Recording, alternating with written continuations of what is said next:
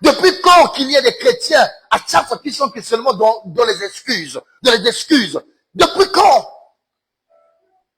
Une voix se fait entendre, qui enverrai-je? Aussitôt, celui-ci a répondu. Heureusement qu'Ésaïe a répondu. Mais arrivons dans Ézéchiel.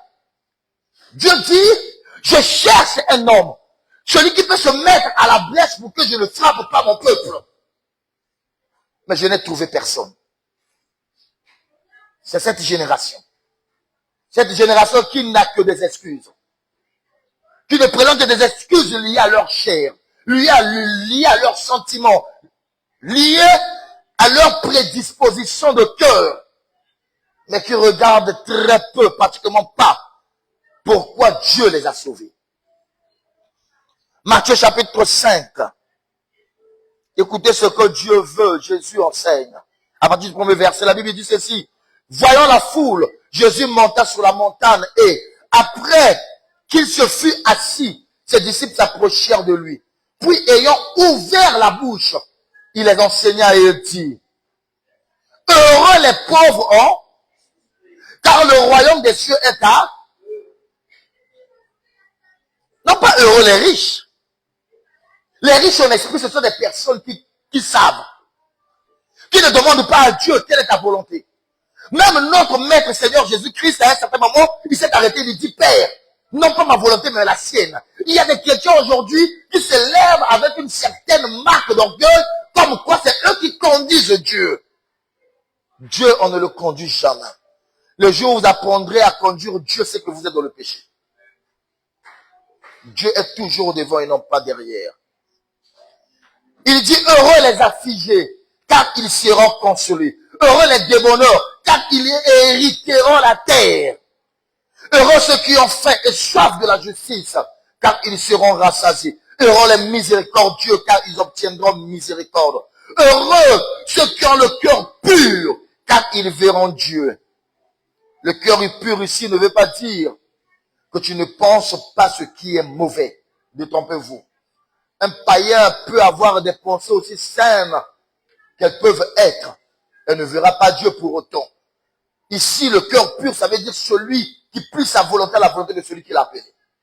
Le cœur pur, c'est celui qui fait la volonté de Dieu. C'est ce que David dit dans Psaume 16. Si tu me visites la nuit, si tu me sondes, tu ne trouveras pas autre chose que ce qui sort de ma bouche. Dans mon cœur, ce sont les mêmes paroles. Autrement dit, quand je dis je t'aime Jésus, c'est de tout mon cœur.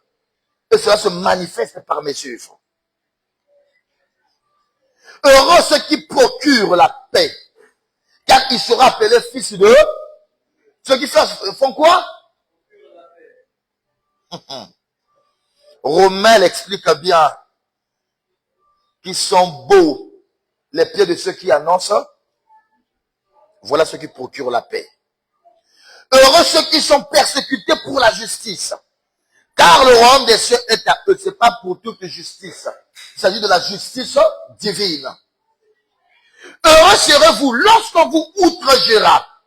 Lorsqu'on vous outragera. Qu'on vous persécutera. Qu'on vous dira faussement qu'on dira faussement qu'on dira faussement de vous toutes sortes de mal à cause de moi, non pas à cause de ta beauté, à cause de ta moralité, à cause de tes principes, non, à cause de Dieu. Réjouissez-vous et soyez dans l'allégresse, parce que votre récompense sera grande dans les cieux. Car ainsi qu'on a persécuté les prophètes qui ont été avant vous. Amen. Malgré tout ce que Jésus donne ici, il ne donne pas une raison pour abandonner la mission. Il ne donne pas ici son cutus, comme quoi abandonner l'œuvre. Non. Même quand il dit, vous irez dans une ville, si cette ville ne vous reçoit pas, il n'a pas dit, repartez chez vous, asseyez-vous. Non. Secouez vos pieds, partez ailleurs. Comme quoi l'œuvre doit toujours continuer. Le service de Dieu, l'attente de Dieu doit toujours être apaisée. Sinon sa soif doit toujours être apaisée. Dieu est comme ce roi-là, David, assis sur son trône. À un certain moment, David avait soif. David, ici, il est le type de Dieu. Assis sur son trône, il avait soif. Il avait ses soldats. Il dit à ses soldats, j'ai soif. Ces soldats ont dit, Oui, roi, demande tout ce que tu veux, on va te le donner. Quand t'apprends de l'eau, David dit, oui, j'ai besoin de l'eau. Mais seulement de l'eau qui sort du puits, qui est dans le camp, assiégé par les Philistins. Ces hommes ont dit, d'accord, nous, on va te l'apporter. Ils ont pris des armes. Ils sont partis, ils ont conquis le territoire qui était occupé par les Philistins. Les Philistins de la Bible sont l'image des démons. Les Philistins de la Bible sont l'image du royaume des ténèbres. Donc, autrement dit, Dieu assis sur le trône, il dit, allez-y me chercher l'eau qui est là-bas, dans le puits. Et dans la Bible, aussi dans l'Apocalypse, les eaux, ça parle des peuples. Et les hommes de David sont partis dans le camp des Philistins. Ils ont chassé les Philistins, ils ont éliminé la menace, et ils ont pris l'eau qui était dans le puits, et ils ont apporté à David. Voici ce que tu nous as demandé. Combien de gens sont capables d'apaiser la soif du roi qui est assis sur le trône? Pourquoi Dieu a une attente? Est-ce que nous sommes ensemble? Dieu a une attente parce que la création attend la révélation des fils de Dieu. Dieu a une attente parce que le monde nous attend. Le monde soupire. Le monde attend la révélation. Écoutez-moi, chrétien. Celui avec qui tu travailles, il attend que tu manifestes Dieu dans ta vie. Celui, ton voisin dans ton quartier, il attend que toi tu manifestes Dieu. Ton parent attend que toi tu manifestes Dieu. Chaque personne que tu côtoies dans un taxi, dans un bus, dans une ruelle, dans ton école, attend que tu manifestes Dieu. À un certain moment, les croyants se laissent emporter par les vents courants de ce monde, oubliant même que si Dieu nous place à un endroit, à un moment donné, c'est parce que Dieu veut que nous accomplissions une mission qu'il nous a assignée. Dieu ne nous envoie jamais dans un endroit sans qu'il nous a confié une mission. Jamais. Tu es Joseph en Égypte. Tu as une mission à accomplir. Romains 8, 19 dit, aussi la création attend avec un ardent désir la révélation des fils de Dieu. Heureux ceux qui procurent la paix, car il sera appelé fils. C'est même fils de Dieu. Le monde attend d'eux qu'ils manifestent Dieu.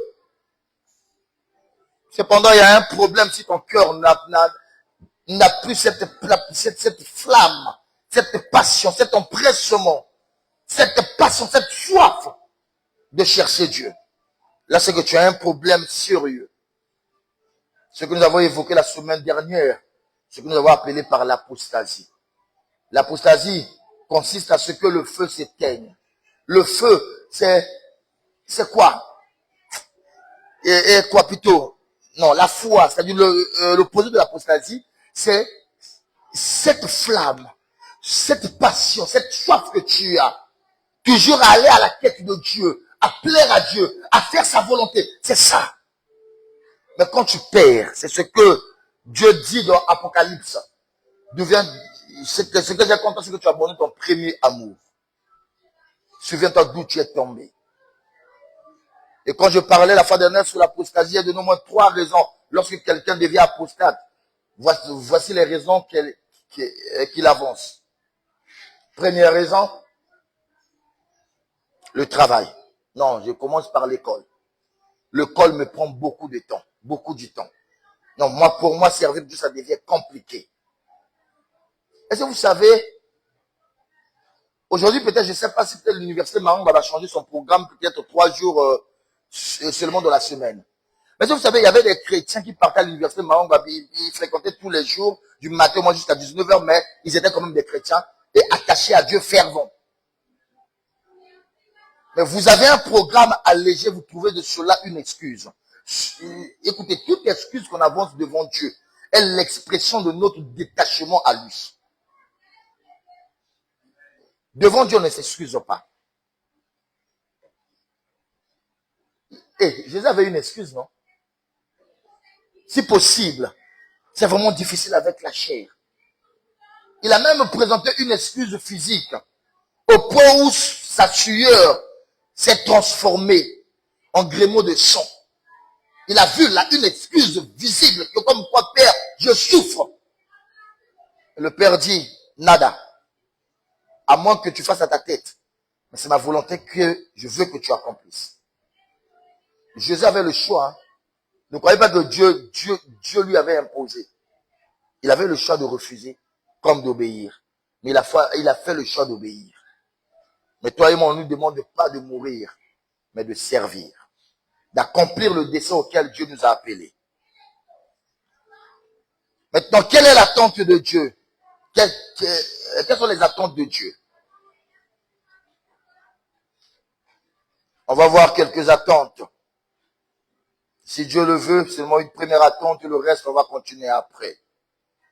La première attente de Dieu, c'est le salut de l'humanité. La première attente de Dieu, c'est que l'homme soit sauvé. La plus grande attente de Dieu est que l'homme soit sauvé. L'attente de Dieu par toi et moi est que l'homme soit sauvé. Jamais le contraire. Chaque jour, chaque heure, chaque minute, je dirais même seconde ou tierce, Dieu attend toujours que l'homme soit sauvé.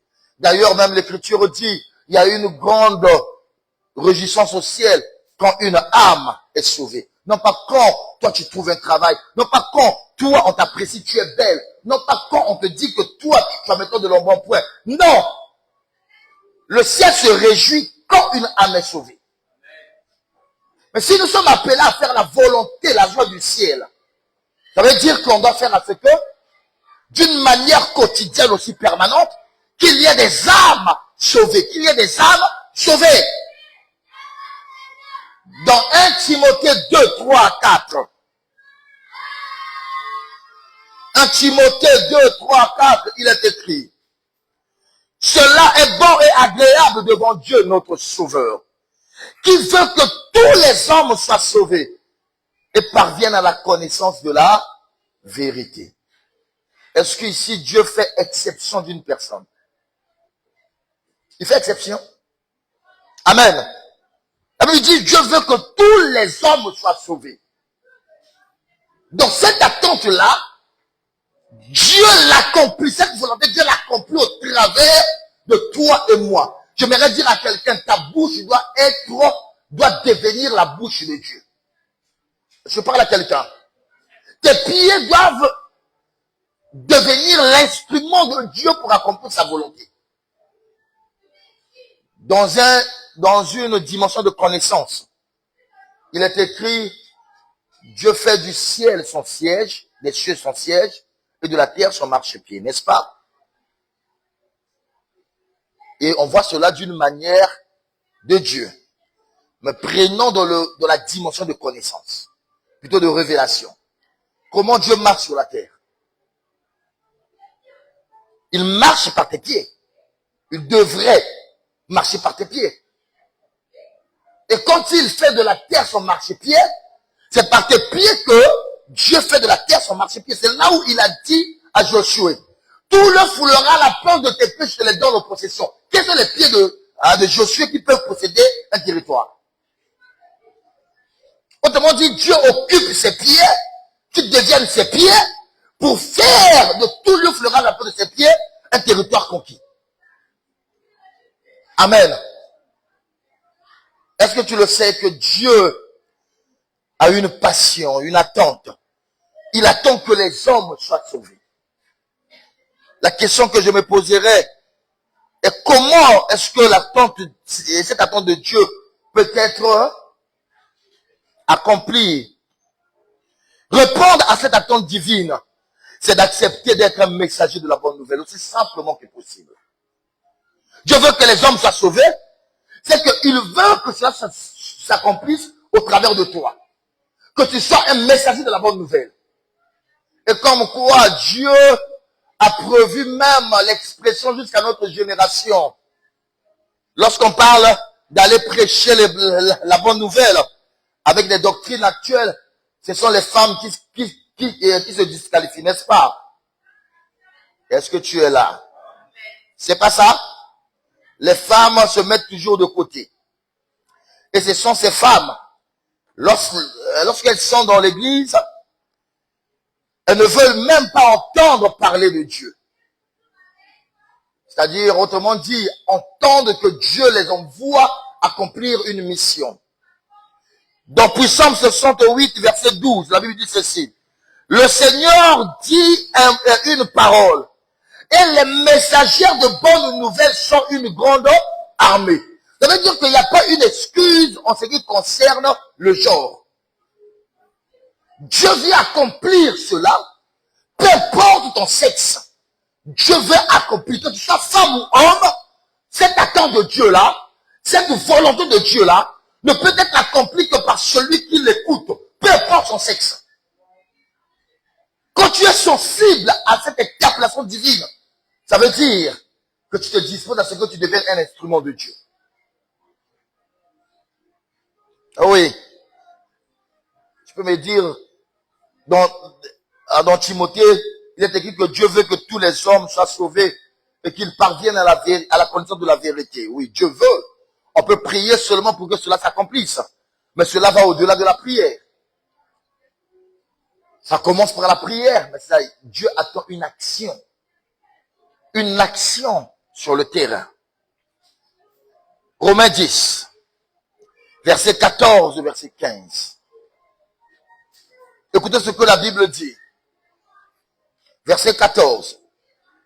Comment donc invoqueront-ils celui en qui ils n'ont pas cru?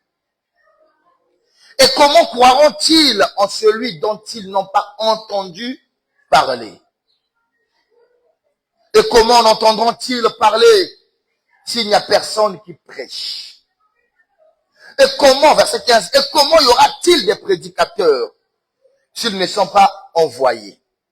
Selon qu'il est écrit qu'ils sont beaux les pieds de ceux qui annoncent la paix, de ceux qui annoncent de bonnes nouvelles. Au verset 17, la Bible dit, la foi vient de ce qu'on a. Un chrétien qui accomplit la volonté de Dieu, permettez-moi cette expression, est un distributeur de foi. Est-ce que je parle à quelqu'un?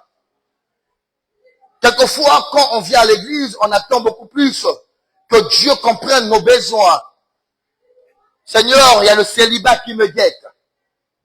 Seigneur, l'âge, j'avais dit, à 25 ans ou plus tard, je dois être dans un foyer. Ta décision personnelle n'engage pas forcément Dieu. Non. Qu'est-ce que Dieu a gagné que tu sois dans un foyer? Qu'est-ce que Dieu a à faire d'un foyer? Ceux qui ne prient pas se marient sans prière. N'est-ce pas? Même ceux qui sont dans les idoles se marient. Ça veut dire l'attente de Dieu va au-delà de ce que toi tu vois là. Aussi longtemps que Anne partait à Gilgal, partait à Silo pour aller prier, chercher Dieu. Aussi longtemps qu'Anne voyait que ses besoins, sa prière ne pouvait pas être exaucée. Le jour où Anne a appris à considérer le besoin de Dieu, à satisfaire l'attente de Dieu, c'est ce jour-là que sa prière a été exaucée. Parce que Dieu cherchait un homme pour créer une transition. Parce que lorsque Dieu parle au travers de Jacob, que Judas reniera jusqu'à ce que vienne le Silo, là Dieu parle par Jacob, non pas des juges qui doivent régner, Dieu parle de la royauté. Mais il fallait que Dieu ait un homme qui peut faire la transition entre le règne des juges et le règne de la royauté. Dieu avait besoin. Et quand Dieu voit Élie, Élie était vieux en âge. Lorsque Dieu voit les fils d'Élie, la Bible dit qu'ils étaient pervers. Les fils d'Élie ne connaissaient pas Dieu. Le cœur de Dieu souffrait d'un besoin que même le sacrificateur Élie n'a pas pu le combler. Même pas Elkana, ni Pénina qui accouchait, mais sans pourtant accomplir le dessein de Dieu. Lorsque Anne a vu, il a vu dans le spirituel, il a vu la tente de Dieu, elle a vu le besoin de Dieu, elle a dit à Dieu, si tu me donnes un enfant, je te le consacrerai. Écoutez, Samuel est pratiquement le seul enfant de l'Ancien Testament. Dès qu'il est né, il est consacré à Dieu. Même lorsqu'on parle de Samson, Samson n'était pas consacré au temple de Dieu. Non, c'est Dieu qui l'a mis à part. Il a bondi avec ses parents. Mais Samuel, dès sa naissance, il est consacré à Dieu. Pourquoi? Parce qu'il était censé répondre aux besoins de Dieu. Et il est le seul juge qui était en même temps prophète, juge et sacrificateur en même temps. Et dans le Nouveau Testament, qui a rempli ces trois critères? N'est-ce pas Jésus? N'est-ce pas le Christ? Autrement dit, j'avais besoin de quelqu'un qui peut annoncer celui qui doit venir. J'aimerais dire à quelqu'un, j'aimerais dire à celui qui est sensible, aussi longtemps que tu n'accomplis pas le besoin de Dieu, Dieu ne portera pas ses yeux sur ton besoin. C'est là où on a amené l'église à une certaine facilité. Si on donne cette offrande, Dieu va agir. Dieu n'a que faire de ton offrande. Il y a bien plus que ça que Dieu veut. Il y a un programme qui doit être exécuté. Il y a un programme divin que Dieu veut voir s'accomplir. Lorsque Jésus parle dans Matthieu 24, il annonce le programme divin qui doit être accompli. Et d'ailleurs, Jésus promet en disant, je serai avec vous jusqu'à la fin du monde. Non pas par plaisir. Il sera là pourquoi? Parce que le programme divin sera en cours d'exécution. Puisqu'il est l'auteur de ce programme, il sera lui-même là pour accompagner. C'est pas pour le plaisir. Tel que tu es là, es-tu un instrument de Dieu dans ce monde? Ou alors tu es un figurant dans l'église? Oh, je prie le Seigneur que Dieu fasse de chaque enfant de cette église un instrument de Dieu pour cette génération. Que Dieu fasse de chaque membre de cette église un instrument pour impacter cette génération. Et à un certain moment, retire-toi des réseaux sociaux. Mais rentre dans le concret. Rentre dans ce qui est réel. Dans ce qu'il faut faire. C'est là où j'aime cette chanson de Maman Laure. Mbongo, bien sûr. Un jour, je vais mourir. Qu'est-ce que les hommes diront de moi? Quelles sont les traces qu'on a laissées? Qu'est-ce qu'on a fait pour Dieu? Qu'est-ce qu'on a fait pour Dieu? Tel que tu es là, 10 ans dans l'église, 8 ans à l'église, tu dis que je priais depuis mon enfance, tu n'as même pas honte de le dire. Mais sans impact réel. Ta famille peine à croire en Dieu, peine à voir en toi celui qui manifeste Dieu. Même quand il y a un problème, ce n'est pas toi compris. On appelle plutôt. On ne te donne pas les sujets. Écoutez-moi bien, tu ne vas pas chercher les sujets. Quand tu manifesteras Dieu, les sujets viendront vers toi. Quand tu demandes, écoutez, tu deviendras un instrument. Les gens quitteront de loin pour te chercher. C'est là où même quand Saoul quitte là où il était, pour aller chercher les années, ça arrivait à un certain endroit, il dit, je dois consulter un voyant. C'est pas Samuel qui a demandé. Seigneur, fais-moi grâce. Comme s'il est écrit, moi et mes enfants, nous sommes des signes et des présages pour cette génération.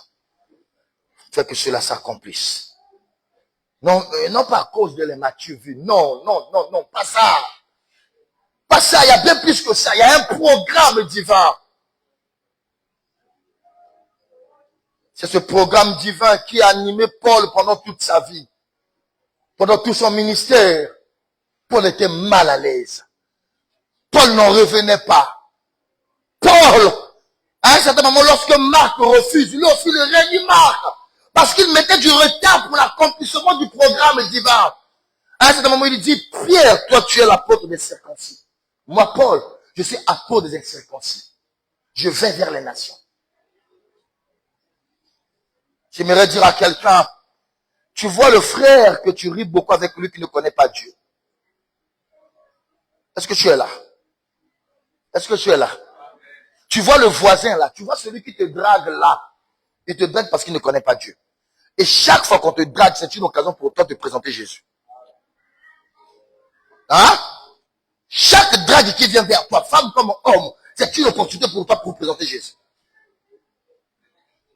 Chaque fois que Dieu met quelqu'un sur ta route, c'est que Dieu veut que lumière que tu es, que tu éclaires les ténèbres. La Bible dit nous sommes la lumière du monde, n'est-ce pas? Et Jésus ajoute, on n'allume pas une lampe pour le mettre sous le boisseau. La lampe doit éclairer. Et jusqu'à quand les ténèbres doivent régner? Jusqu'à quand les yeux, les âmes doivent mourir? Jusqu'à quand tu seras là? Et pourtant, il y a une voix que je entends même ce matin. Qui enverrai-je? Qui enverrai-je? Qui marchera pour nous? Dieu n'a que ta bouche pour sauver ceux qui sont avec toi. Dieu n'a que toi pour impacter ceux qui sont avec toi. Dieu n'a que toi pour guérir ceux qui sont avec toi. Dieu n'a que toi, que toi. On veut tout, sauf ce que Dieu veut de nous. Quelquefois, avec des langages apostates. Moi, j'ai beaucoup prié, je n'ai pas vu Dieu. Cependant, Jérémie 29, la Bible dit à partir du verset 12 en descendant, la Bible dit Dieu se laisse trouver par ceux qui le cherchent. La Bible même nous enseigne que nul n'est venu à lui repartir tel qu'il était. C'est parce que nous attendons à un changement physique et non pas un changement intérieur. Or, avec Dieu, il agit d'abord de l'intérieur pour l'extérieur. Et non pas de l'extérieur pour l'intérieur. Dieu change d'abord l'intérieur. On ne met pas, n'est-il pas écrit, on ne met pas de vin nouveau dans une vieille outre. On ne met pas de vin nouveau dans, en tout cas dans un vieux vase. La conséquence, le vase va se casser. L'autre là ne va pas supporter. Parce que le vin nouveau est encore fort. Le gaz peut être dégagé là. Mais il faut une nouvelle outre pour recevoir un vin nouveau. On veut les opérations avec Dieu, sans pourtant que le cœur soit prêt à suivre le maître. Pour finir, au ce premier culte, je te pose une question. M'aimes-tu?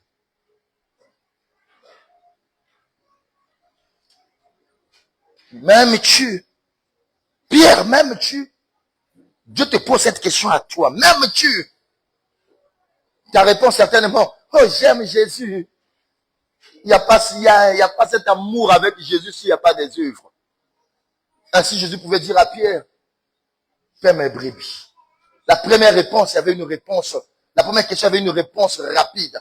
Pierre, m'aimes-tu? Oui, Seigneur, je t'aime. Fais mes brebis. Il répond encore, Pierre, m'aimes-tu? La réponse de Pierre, Seigneur, je t'aime. Tu sais que je t'aime. Fais mes brebis. Troisième question, Pierre, m'aimes-tu? La Bible dit, Pierre fut attristé. Parce que quand Jésus pose une question troisième fois, cela renvoie quelque part, il doute de la sincérité de l'amour de Pierre. Pierre fut attristé, abattu. Il a baissé d'un ton. Et il dit, Seigneur, tu le sais. Et le Seigneur ramène encore sur la même réponse. Paie mes brebis. Ce matin, le Seigneur te pose une question. M'aimes-tu? Si ta réponse est oui, il te répond alors, accomplis mon œuvre, accomplis ma volonté. Réponds à mon attente. Il te repose encore la question, m'aimes-tu? Si ta réponse est oui, il revient encore sur la même réponse. Réponds à mon attente. Il te repose encore, m'aimes-tu? La même réponse. Ça veut dire Dieu met la même attente. Parce que le thème de ce matin est répondre à l'attente de Dieu. Es-tu prêt à répondre à cette attente? Es-tu prêt à répondre à cette attente? Est-ce qu'on peut se lever, s'il vous plaît? Oh, yakaraba yashana manake. Dieu t'a appelé. Regarde ce que tu fais.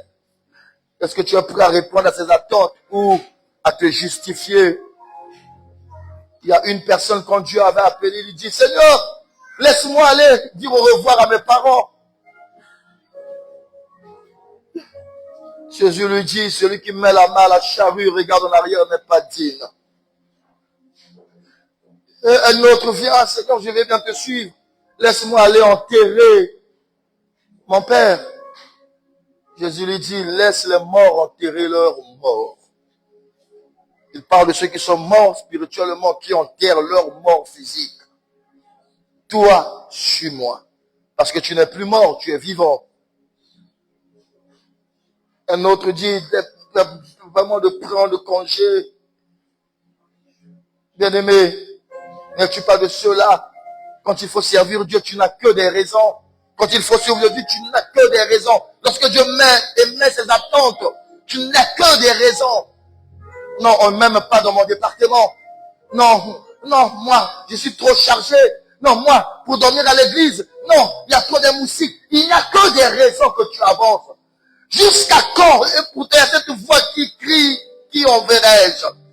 Qui enverrai-je? Qui enverrai-je? Qu'est-ce que tu vas gagner si une âme part en enfer parce que tu aurais fermé ta bouche? Qu'est-ce que tu as gagné si celui qui est à ton côté au dernier jour, tu te retrouves ne pas être sauvé parce que tu as décidé de ne rien faire? Si tu reconnais que Dieu t'appelle à lui, prie en répondant à cet appel pour répondre à l'attente de Dieu.